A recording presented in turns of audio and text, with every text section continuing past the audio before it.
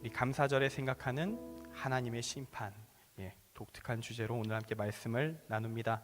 오늘 함께 나눌 본문 말씀은 마태복음 10장 24절부터 33절까지의 말씀입니다.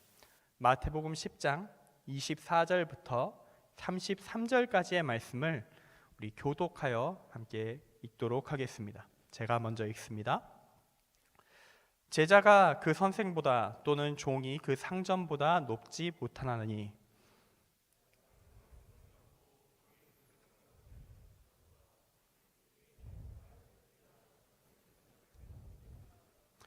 그런즉 그들을 두려워하지 말라. 감추인 것이 드러나지 않을 것이 없고 숨은 것이 알려지지 않을 것이 없느니라.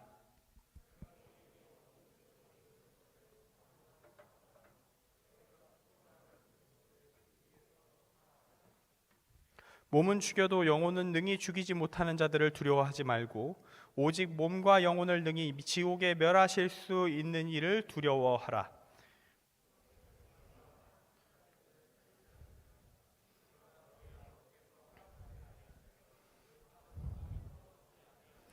너희에게는 머리털까지 다 세신 바 되었나니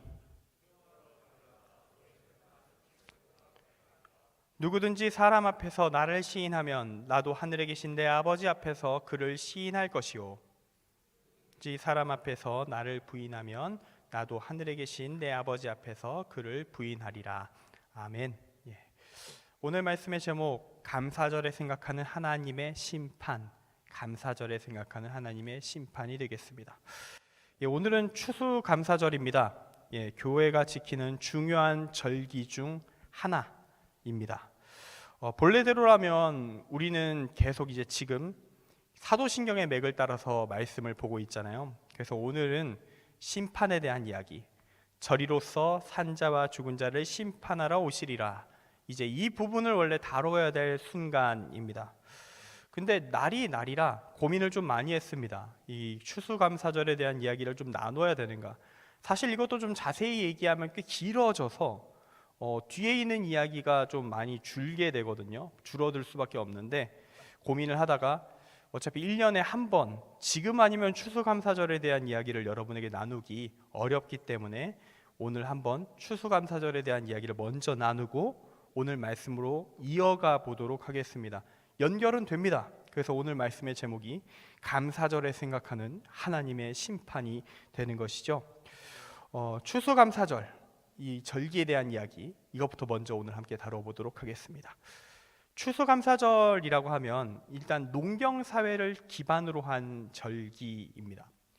겨울을 맞이하기 전에 가을, 모든 수확을 다 마치고 1년 전체의 수입이 마감되는 거죠. 우리는 계속 매달 일을 하고 돈을 또 수입을 얻지만 당시 농경사회에서는 딱 수확을 하면 끝인 거예요. 이제 이걸로 어떻게든 버텨야 되는 겁니다. 다음 수확이 있을 타임까지. 지역에 따라 또 어떻게 또 2모작, 3모작 할 수 있는 데가 있을 수도 있겠지만 어쨌든 이 연말에 이거 딱 하고 나면 가을 거지가 딱 끝나고 나면 이제 겨울은 방법이 없잖아. 지금이야 여러 가지 기술적인 것을 다 동원해가지고 겨울에도 농업을 합니다만 과거에 이 추수감사절이 처음 이제 만들어질 그 시기까지만 해도 그럴 수가 없는 거죠. 그래서 이 마지막 결산의 때, 모든 수입이 마감되는 결산의 때에 1년 동안 우리를 지켜주신 하나님의 은혜에 감사하고 예배하면서 하나님께 감사의 예물을 드리는 절기가 추수감사절이 되는 것입니다. 그리고 우리 여러분도 아마 다 아실 거예요.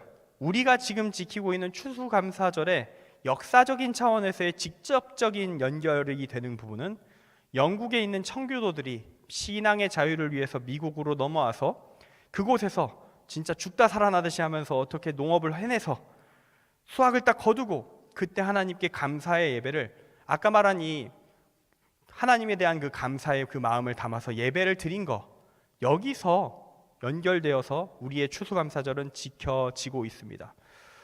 이 절기가 그렇다고 해서 성경적 근거가 전혀 없느냐?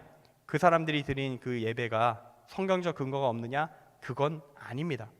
구약 성경에 추수감사절에 대한 이야기가 있어요. 수장절, 초막절, 장막절 세 가지 다 같은 말입니다. 한 가지 절기를 세 가지의 언어로 몇몇 부분들의 강조점을 두면서, 당시 장막을 쳤다는 거, 초막을 쳤다는 거, 막 이런 것들의 강조점을 두면서 수장절, 초막절, 장막절이라는 세 가지 용어를 쓰면서 쓰는 그 절기, 연말에 추수 마치고 하나님 앞에서 유대인들이 지킨 그 절기랑 연결이 됩니다. 맥을 같이 하는 것이죠. 좀 정리를 해보면, 역사적인 배경으로 현재 우리가 지키는 추수감사절을 접근하면 미국으로 넘어간 청교도들의 추수감사 예배, 이게 역사적인 차원의 기원이 되는 거고요. 성경적인 배경으로 접근하면 이 수장절, 유대교의 수장절이 추수감사절과 연결된다라고 말할 수 있겠습니다. 이 추수감사절, 쭉 아까도 좀 설명드렸듯이 한 해를 주님께서 지켜주심에 감사하며 다음 한 해도 주님께서 또 보호해 주십시오 하는 이 절기입니다. 근데 어느 순간부터 요즘 이 추수감사절을 지키는 것에 대해서 한국교회 내에서 성도들 가운데 불편해하는 소리들이 가끔 나오고 있습니다. 그래서 오늘 추수감사절이다 보니까 이런 나오는 이야기들을 좀 체크를 해드릴 텐데요. 첫 번째는 약간은 정치적인 색깔이 섞여 있습니다. 그건 뭐냐면요, 우리가 왜 미국산 절기를 지켜야 되냐는 겁니다. 교회의 오랜 역사 속에 있는 성탄절 같은 절기도 아니고 미국산 절기를 우리가 왜 지켜야 되느냐라고 이야기하는 사람들이 있습니다. 아까 말씀드렸다시피 역사적인 근거, 그쪽 차원의 기원을 접근해 가면 미국산 절기 맞다고도 할 수 있어요. 그게 마음에 안 들 수도 있겠죠.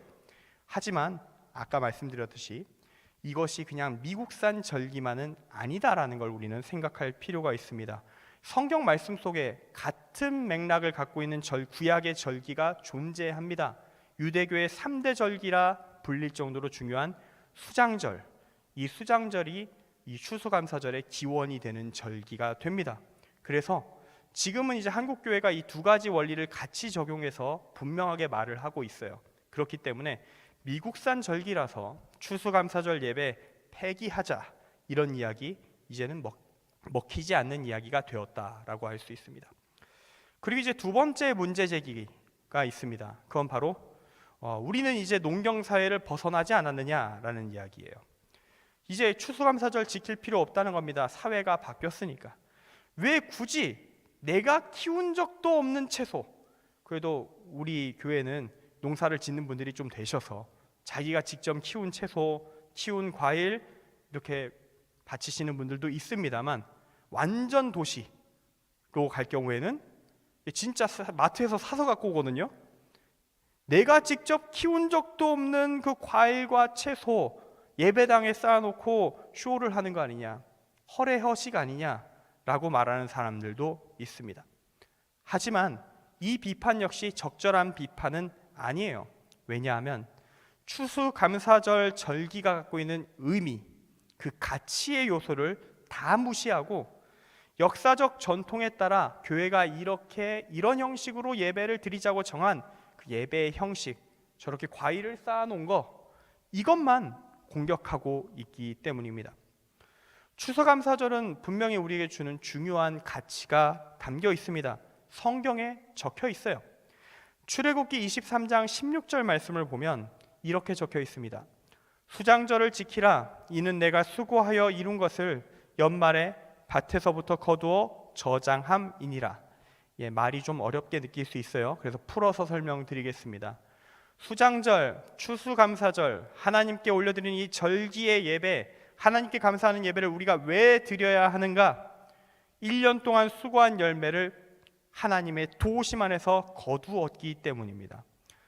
추수감사절은 올해 1년 동안 내가 이룬 모든 결과물은 전부 주님의 은혜 때문입니다. 주님의 도우심 안에서 이 모든 것이 이루어졌습니다. 감사합니다 라는 그 신앙의 고백, 주님만이 나의 인생의 주인이십니다 라는 그 고백을 하는 절기입니다. 그리고 이 절기를 누가 지키라고 하셨는가? 하나님이 지키라고 명령하셨습니다. 왜냐하면 사람은 까먹거든요. 자기가 인생의 주인인 것처럼 착각하거든요. 내가 다 이룬 것처럼 생각하고 넘어가거든요. 그래서 주기적으로 기억하라고, 시스템을 딱 구성해 놓은 겁니다. 하나님 버리지 말고 하나님이 나의 인생의 주인임을 이 추수감사절에 기억하라고 이 절기를 하나님이 지키라고 명령하신 겁니다. 이러한 추수감사절을 사람이 공격한다, 심지어 교회를 다니는 사람이 없었으면 좋겠다고 말을 한다. 어떤 의미인가? 하나님의 예상대로 인간들이 행동하고 있는 것입니다. 난 하나님이 나의 주인이라고 생각하고 싶지 않아요. 나의 주인은 나예요. 그러니까 날 얽매는 절기들 있으면 다 없애버릴 거야. 죽고 싶으면 뭔 짓을 못하겠어요. 다 할 수 있는 겁니다.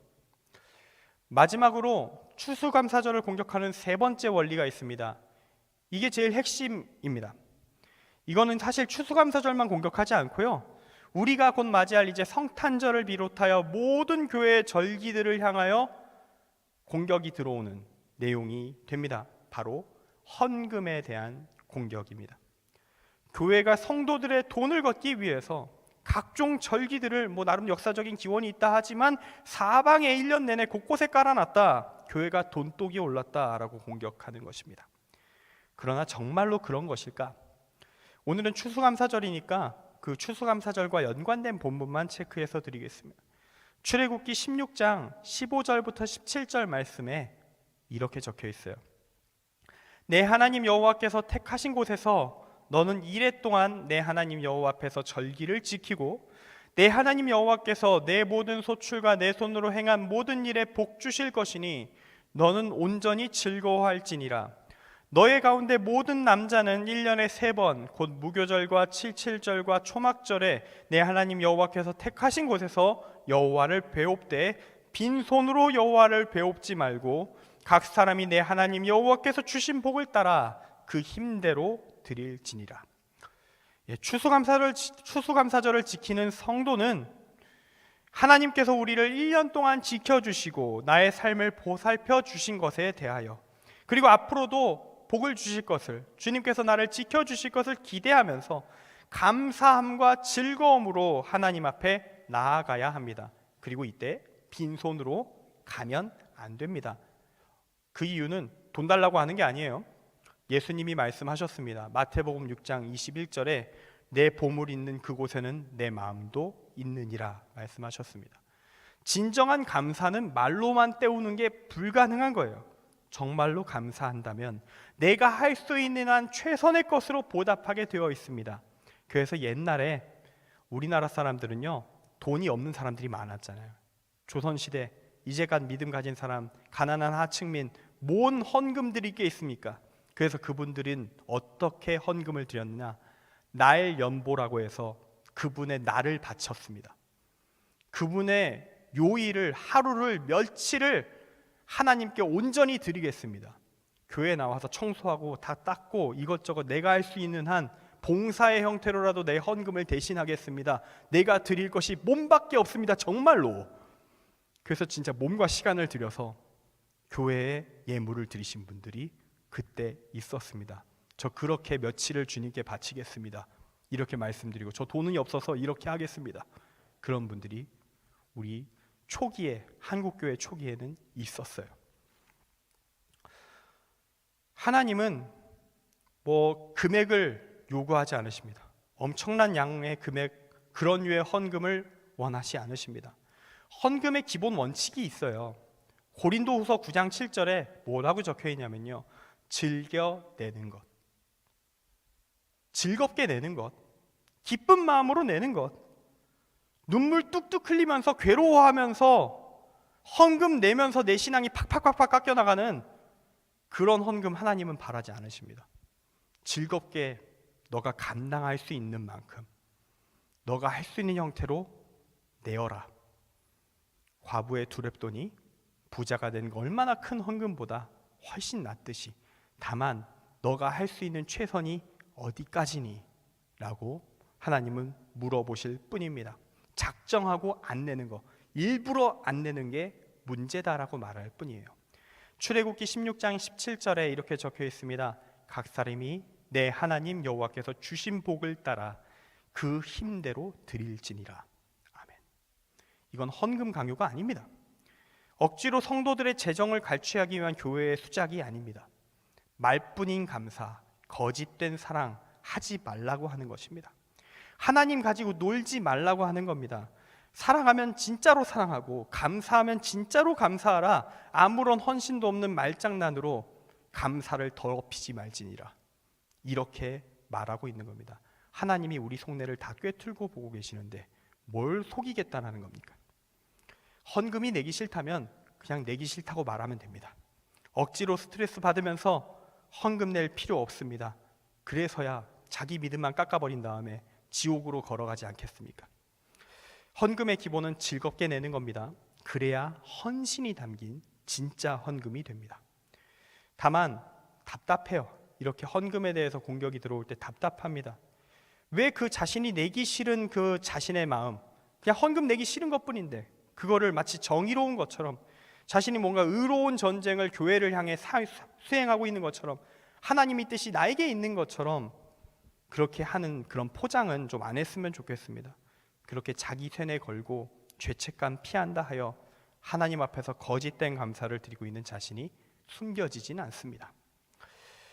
마침 헌금 이야기 나왔으니까 딱 11조 얘기까지만 하고 넘어가겠습니다. 왜냐하면 요즘 들어서 유튜브나 인터넷상에서 11조에 대한 태클이 사방에서 밀려오고 있기 때문에 한 번만 체크해드리고 오늘 말씀 이야기로 본격적으로 들어갈 텐데요. 가끔 이런 얘기해요. 11조는 구약의 유물이다. 신약 시대 이후 폐지되었다. 11조 그러므로 낼 필요 없다. 교회가 11조를 걷는 것 자체가 잘못된 거다라고 말하는 사람들이 있습니다. 헛소리입니다. 왜 헛소리냐? 저는 이렇게 말합니다. 제발 성경 읽을 때 검색 엔진만 돌리지 말라고요. 11조로 성경 검색 가능하잖아요, 요즘 다. 11조로 이제 검색을 딱 하면요, 신약 성경 본문은 딱 몇 개 안 나와요. 11조라고 구체적으로 딱 나온 본문은 몇 개 안 나오는데 다 바리새인들의 잘못된 11조에 대한 비판, 그것만 나오는 건 사실이에요. 그렇게 해서 11조가 신약엔 없구나, 11조는 비판만 받는구나, 이렇게 생각할 수 있습니다. 아닙니다. 있어요. 신약 성경에 있어요. 본래 11조 헌금은 어떤 목적으로 드려지는 거냐, 이것부터 사실 봐야 돼요. 구약 시대 때 11조 헌금이 제정된 데는 목적이 있습니다. 뭐냐? 성전에서 일하는 제사장, 레위인의 생활을 위하여. 지금으로 치면 교회의 목회자들, 성직자들, 그리고 또한 교회에서 일하시는 직원분들, 그분들의 생계를 위하여, 그리고 또한 성전의 운영비를 충당하기 위하여. 이 전기세 내야 될 거 아니에요. 이 운영비를 충당하기 위해서라는 겁니다. 예나 지금이나 11조는 교회 재정의 근간이었습니다. 대표적인 11조에 대한 말씀으로 민수기 18장 21절에 이렇게 적혀 있습니다. 내가 이스라엘의 11조를 레위 자손에게 기업으로 다 주어서 그들이 하는 일 곧 회막에서 하는 일을 감나니.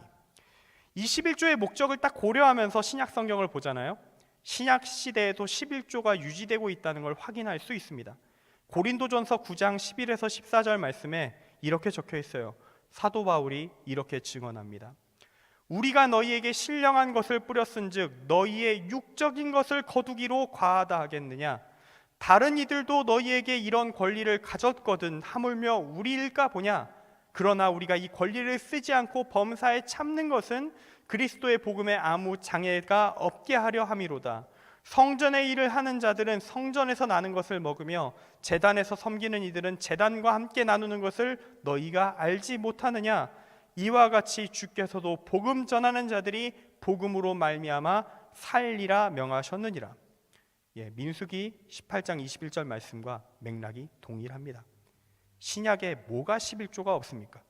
언급을 할 필요가 없을 정도로 당연한 것이라 언급을 자주 안 할 뿐입니다.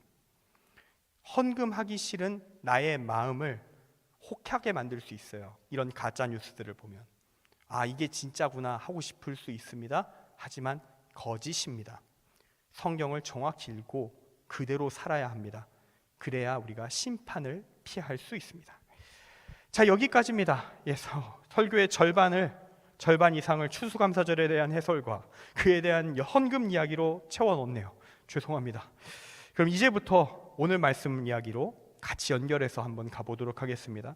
사도신경 이야기까지. 먼저 오늘 사도신경 말씀을 지금부터 좀 볼 텐데요. 저리로서 산자와 죽은 자를 심판하러 오시리라, 이렇게 적혀 있죠. 일단 여기서부터 막힙니다. 저리로서가 대체 뭔 말이에요? 저리로서 우리 한국어의 고어죠. 지금 안 쓰는 옛날 한국어 번역하면 거기로부터가 됩니다.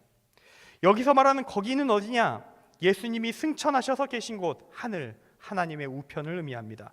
즉 이 말씀은요, 승천하신 예수님께서 다시 하늘에서 내려오셔서 이 땅에 재림하셔서 산자와 죽은 자, 즉 이 세상에 존재하고 있으며 또한 존재했었던 모든 인류를 다 함께 심판하실 때가 올 것이다, 그렇게 이야기하고 있는 겁니다.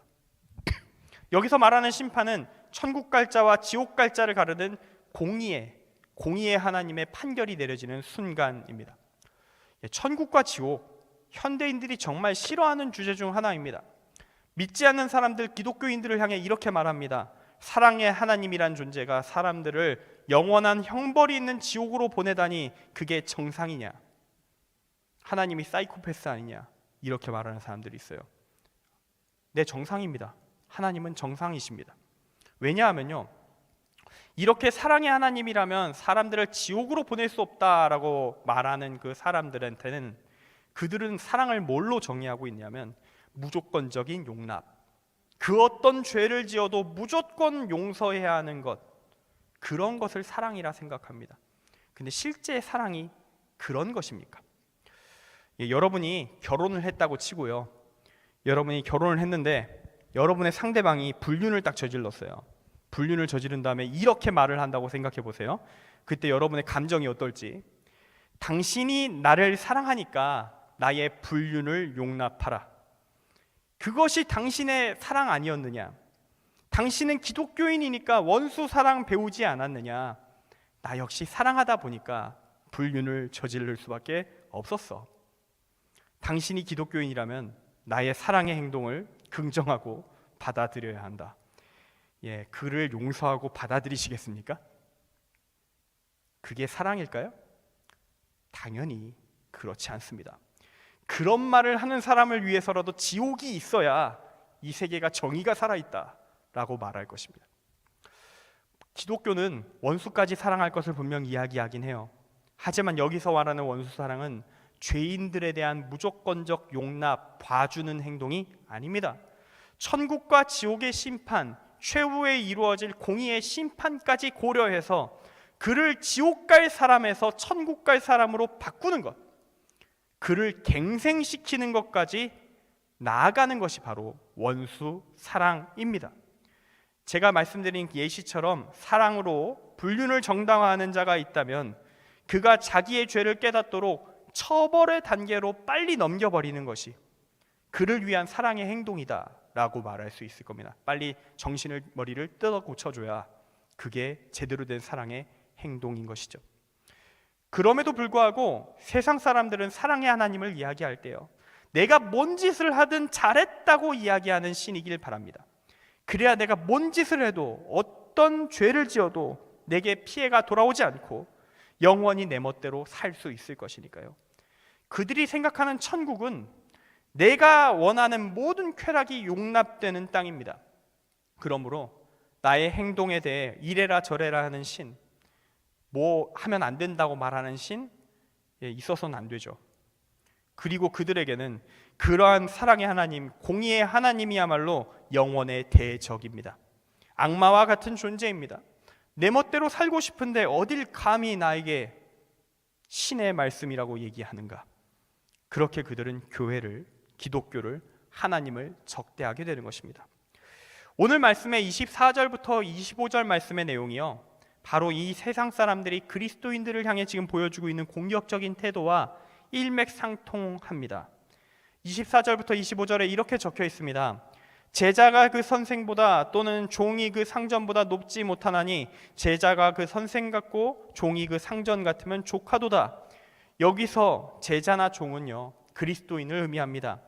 그리고 선생과 상전, 주인은 바로 예수님을 의미합니다. 우리 그리스도인, 예수님을 믿고 따르는 자들은 당연하게도 예수님보다 높지 않습니다. 우리가 도달할 수 있는 최대치의 위치는요, 예수님과 같은 수준에까지, 거기까지가 한계 지점입니다. 예수님께서 이 말씀하실 때 족하도다라고 하셨습니다. 주님은 우리에게 분명 바라고 계십니다. 만족하시는 지점이 있어요. 그건 바로 인간으로서의 믿음의 정점은 무엇이냐? 나를 본받으라, 나와 같이 되어라 라는 것이죠. 우리는 그 예수님과 같이 되어가는 그 삶을 믿음의 삶으로 추구해야 합니다. 그 사실을 마태복음 16장 24절에서 예수님은 직설적으로 이렇게 말씀하셔요. 누구든지 나를 따라오려거든 자기를 부인하고 자기 십자가를 지고 나를 따를 것이니라. 아멘. 그런데 25절 후반부에 이런 말씀이 붙어 있어요. 집주인을 바알세불이라 하였거늘 하물며 그 집 사람들이라. 당시에 오늘 마태복음 10장 읽었는데 말씀 바로 앞으로 넘어가서 9장 34절 보면요, 이런 말씀이 있습니다. 바리새인들은 이르되 그가 귀신의 왕을 의지하여 귀신을 쫓아낸다 하더라. 예수님에 대해서 저놈 귀신 들린 놈이야, 귀신의 왕을 가지고 있네, 왕에 씌었네, 귀신의 왕한테 바알세불이 씌었네, 이런 말을 바리새인들이 했다는 것이죠. 예수님은 바리새인들에게 악마의 주구라고, 저놈이 바로 귀신의 왕과 한패가 된 놈 바알세불 자체라고 공격을 당하셨습니다. 이 실제 상황을 반영하셔가지고 오늘 말씀을 예수님은 주고 계신 거예요. 내가 지금 바알세불이라 불리고 있는데 나를 따르는 너희가 지금 뭐라고 불리겠느냐? 너희 역시 악마의 세력이라 취급받으며 저들에게 공격당하지 않겠느냐? 그게 당연하지 않겠냐? 라고 말씀하시는 겁니다. 이 말씀이 지금 우리에게 똑같이 적용됩니다. 이 세상 사람들은 진정한 사랑의 하나님, 공의의 심판자 하나님을 절대 원하지 않습니다. 그들은 자신들의 선악의 잣대에 따라서 사랑과 공의를 재구성하길 원합니다. 그들에게 절대자, 전능자, 완전한 선, 그런 하나님 눈에 가시입니다. 내 멋대로 사는데 장애 요소일 뿐입니다. 그런 신, 그런 종교 없애져야 될 사회악인 것이죠. 19세기에 활동했었던 러시아의 대문호 표도르 도스토옙스키는 1878년에 자기의 친구에게 편지를 보냈는데 이런 말을 거기에 기록해 두었습니다. 자, 하나님, 불멸하는 영혼이 없다고 가정해 보세. 이제 내가 왜 의롭게 살면서 선한 행동을 해야 하는지 그 이유를 말해 보게나. 만일 내가 이 땅에서 완전히 죽어 사라져야 한다면, 이 땅에서 죽는 것이 모든 것의 끝이라면, 내가 법률에 의해 처벌받지 않기 위하여 최대한 나의 영리함과 기민함을 이용하여 내가 다른 사람의 목을 자르고 강도질을 하고 훔치지 않을 이유가 어디에 있겠는가? 하나님이 안 계시면, 천국과 지옥의 심판이 없다면, 진짜 그저 죽고 끝이라면 이 땅은 인세의 지옥을 향해 나아갈 수밖에 없다라는 이야기입니다. 더 이상 브레이크 요소가 없거든요. 극단적인 케이스이긴 합니다만 이런 사상에 취해버린 살인마가 있었습니다. 제프리 다머라는 사람입니다. 1978년부터 1991년까지 14년 동안 미국에서 17명의 남자를 강간 살인했습니다. 제프리 다머는 남자입니다. 남자가 남자를 강간 살인했습니다. 죽인 후에 토막낸 시신의 인육을 먹었다고 합니다. 그는 이런 끔찍한 범죄를 저지르면서 그 어떤 죄책감도 느끼지 않았다고 이야기해요. 그는 무신론자였습니다. 그는 이렇게 발언하였습니다. 우리가 모두 자연적으로 발생했다면, 창조된 것이 아니라면, 하나님이 없다면 나 자신이 내 삶의 규칙을 세우는 게 뭐가 문제가 되는가? 그 누구도 나를 소유할 수 없으며 나를 통제할 수 없다. 나는 바로 내가 소유할 뿐이니 내 멋대로 살 것이다. 그는 지금 죽었습니다. 미국에서 종신형을 선고받았고 워낙 끔찍한 죄수였잖아요. 주변 다른 죄수들이 혐오감을 가지고 때려 죽였다고 합니다. 감옥에서 다른 죄수에게 맞아 죽었던 것이 그의 인생의 끝이었습니다. 지금 당장은 이 살인마와 같은 극단적인 생각이요, 이 세계를 지배하진 않을 거예요. 사람은 역사 속에서 많은 걸 배웠거든요. 지금은 그래서 독재도요, 꽤 세련되게 합니다. 히틀러처럼 지독하게 하지 않아요. 아주 세련되게 독재를 합니다. 사람들이 감당할 수 있고요, 받아들일 수 있는 선을 지키면서요, 그 사람들이 원하는 걸 적당히 채워주면서 독재를 해요. 그래서 지금 전쟁 벌이고 있는 푸틴도 러시아에서 그렇게 인기가 높았었던 거예요. 지금 전쟁이 좀 상태가 좀 안 좋다 보니까 인기가 점점 떨어지고 있긴 하지만 그 전까지 지지율이 상당히 높았죠. 그 높은 지지율을 가지고 계속 해먹고 있었던 것이죠. 어쨌든 당장 확 무너지진 않을 수 있어요. 인간 사회가. 우리 인간들 오래 살려면, 멸망하지 않으려면 너무 이기적으로 살면 안 된다, 이러면서 사회적 협의라는 걸 어느 정도 하면서 조율하며 살 거니까 이 세상 당장 박살나진 않을 거예요. 근데 힘의 균형이 어느 쪽으로 과하게 기울면 독재가 나오고, 힘이 비슷해지면 서로 치고 막는 전쟁이 발생하고, 냉전이든 각종 분쟁이든 또는 진짜 맞붙는 전쟁이든, 지금 세계 정세가 어지러운 이유가 이런 인간들의 정신적 세계관의 문제도 있는 거예요. 사람들의 뇌리 속에서 하나님이 점점 사라지고 있기 때문입니다. 대한민국 20대부터 30대까지 무신론자 비율이 이미 공식 통계상 80%가 넘겼습니다. 이 흐름대로 쭉 가면 앞으로의 대한민국에 그리스도인이 설 자리 별로 없다라고 이야기합니다. 이대로 쭉 가면 말이죠. 우리가 전도하지 않고요, 움직이지 않으면요, 현재의 흐름을 그냥 받아들이면요, 교회는 소멸할 것입니다. 자연스럽게. 점점 더 우리 안에 두려움은 커져갈 겁니다. 그리고 오늘 말씀에서 예수님은 제자들에게, 우리에게 이렇게 말씀하십니다. 26절 말씀입니다. 그들을 두려워하지 말라. 하나님의 뜻을 거부하며 내 멋대로 살 것을 주장하면서 오히려 그리스도인들을 악마로, 없어져야 할 폐기물로 취급하는 저들에게 굴하지 말라고 말씀하십니다. 그 이유는 무엇인가? 결국 진리가 밝혀질 것이기 때문입니다. 모든 진실이 명백히 드러날 때가 분명히 오기 때문입니다. 감추인 것이 드러나지 않을 것이 없고 숨은 것이 알려지지 않을 것이 없느니라. 그러므로 27절 말씀에 당당하게 복음을 전하라고 이야기합니다. 광명한 데서 말하며 집 위에서 전파하라. 그리고 우리가 진실로 두려워해야 하는 존재가 우리를 공격하는 세상이나 우리를 괴롭히는 현실의 문제가 아니고 그 이상의 것을 두려워해야 된다는 사실을 말합니다. 몸은 죽여도 영혼은 능히 죽이지 못하는 자들을 두려워하지 말고 오직 몸과 영혼을 능히 지옥에 멸하실 수 있는 이를 두려워하라. 이 땅에서의 죽음, 이 땅에서의 겪는 고통 두려워할 필요가 없다는 겁니다. 왜냐하면 그 공포에 굴복하여서 우리가 믿는 믿음을 버렸다. 우리는 우리를 죽이겠다고 덤벼든 그들이 주는 공포보다 더 무시무시한 일을 겪게 될 것입니다. 몸만 죽는 게 아니라 영혼도 죽을 것입니다. 우리의 구원자이신 하나님께서 심판자의 모습으로 태도를 치환하시는 걸 우리는 보게 될 겁니다. 그것만큼 무서운 일이 어디 있겠냐라고 오늘 예수님이 말씀하고 계신 겁니다. 오늘 설교 마무리합니다. 오늘 말씀의 제목, 감사절에 생각하는 하나님의 심판이었습니다. 우리는 오늘 2022년 동안 우리를 보살펴 주시고 인도해 주시고 힘을 더해 주신 하나님께 감사하는 절기로 추수감사절 예배를 드리고 있습니다. 지금까지 지켜주신 하나님께서 남은 한 해, 내년까지 또한 주님께서 지켜주실 줄 믿습니다. 우리가 하나님을 붙잡고 있다면, 우리의 믿음이 어떠한 현실의 두려움이 닥쳐오든지 간에 끊어지지 않는다면 하나님은 우리를 지키실 것입니다. 29절에서 31절 말씀이 말하듯이 하나님이 원하시면요, 저 연약하고 귀하게 여겨지지 않는 참새라일지라도 그 어떠한 공격에도 쓰러지지 않은 강인함으로 설 수 있을 것입니다. 그런데 우리는 참새보다 훨씬 귀한 존재다. 모든 피조물의 대표이자 하나님의 뜻을 대리하는 세계의 관리자로 지음받은 인간입니다. 그런 우리가 하나님과 함께 가고 있다면, 믿음을 지키고 있다면 두려울 것이 무엇이 있겠느냐고 오늘 말씀은 이야기하는 것입니다. 우리는 단 한 가지만 주님 앞에 온전한 모습을 보여드리면 됩니다.